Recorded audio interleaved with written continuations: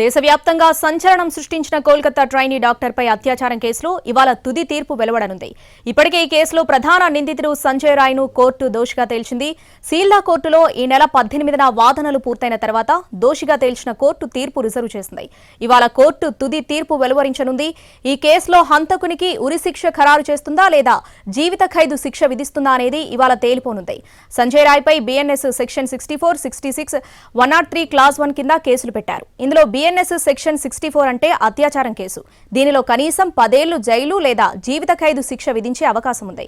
ఇక సెక్షన్ 66 కేసులో కనీసం 20 ఏళ్లు శిక్ష పడుతుంది. ఒక్కోసారి కేసు తీవ్రతను బట్టి జీవిత ఖైదు కూడా విధించే అవకాశం ఉంటుంది. అటు సెక్షన్ 103 క్లాస్ 1 కింద ఉరిశిక్ష లేదా జీవిత ఖైదు విధించే అవకాశం ఉంది. మరోవైపు కోర్టు తీర్పుపై సంజయ్ రాయ్ తల్లి మాలతీ రాయ్ స్పందించారు. తన కొడుకు తప్పు చేస్తే ఖచ్చితంగా తగిన శిక్ష విధించాల్సిందేనన్నారు. తనకు కూడా 3 కుమార్తెలున్నారని, తన కుమారుడు చేసిన తప్పును ఓ మహిళగా ఎప్పటికీ క్షమించారని చెప్పారు. మహిళా డాక్టర్ పడిన బాధను, నరకాన్ని అర్థం చేసుకోగలనన్నారు.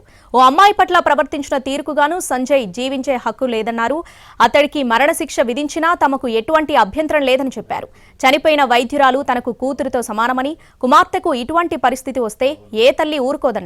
ఈ కేసుపై సుప్రీంకోర్టుకు వెళ్తారా అని మీడియా అడిగిన ప్రశ్నకు సంజయ్ సోదరి మాట్లాడుతూ తమకు ఆ ఉద్దేశం లేదని స్పష్టం చేశారు.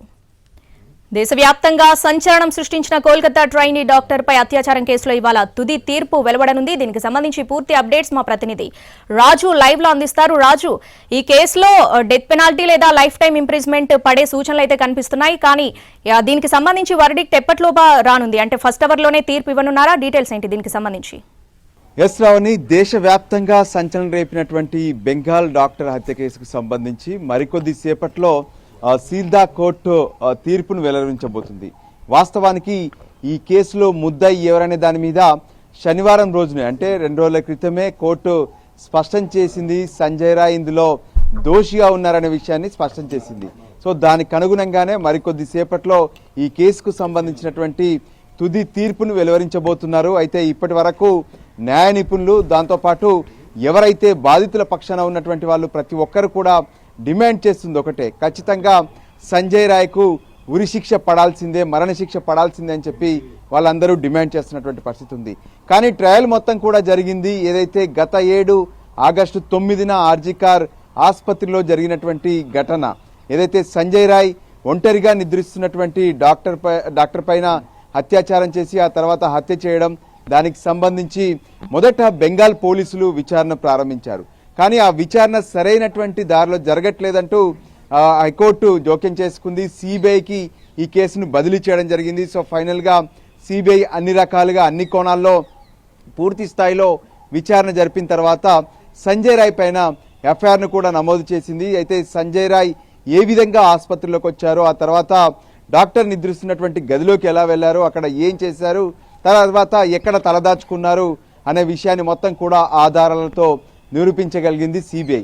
అయితే ఈ సమయంలో కొంత ఆర్జికార్ ఆసుపత్రికి సంబంధించి అక్కడ ఉన్నటువంటి అధికారులు కావచ్చు, అంతేకాదు ఆ మెడికల్ కాలేజీకి సంబంధించినటువంటి ప్రిన్సిపాల్, మరికొంతమంది కూడా కావాలని ఈ ఘటనను పక్కదారి పట్టించే ప్రయత్నాలు చేసేటువంటి ఆరోపణలు కూడా వినిపించాయి. అంతేకాదు రాజకీయ జోక్యం కూడా కనిపించిందంటూ పెద్ద ఎత్తున ఆందోళనలు కూడా జరిగాయి.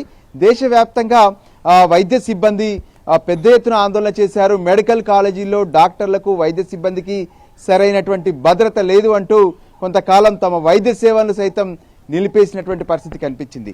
సో ఫైనల్గా సుప్రీంకోర్టు సైతం ఈ విషయంలో జోక్యం చేసుకొని వైద్యులందరూ తమ విధుల్లోకి రావాలి, భద్రతకు సంబంధించి కేంద్రం ఖచ్చితంగా సరైనటువంటి చర్యలు తీసుకుంటుందంటూ ఒక కమిటీని కూడా వేయడం జరిగింది. సో ఫైనల్గా ఇక ఈ రోజు అంటే సంజయ్ రాయ్కు ఎటువంటి శిక్ష విధించబోతున్నారనేది మాత్రం చాలా కీలకంగా మారబోతుంది. ఎందుకంటే అత్యాచారం, ఆ తర్వాత హత్య చేసినటువంటి కేసులో ఇప్పటికే అతను దోషిగా తేలారు.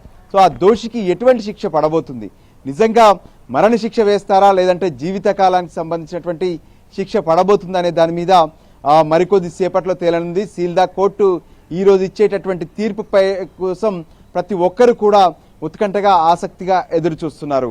Shravani. Right Raju, thanks for the updates.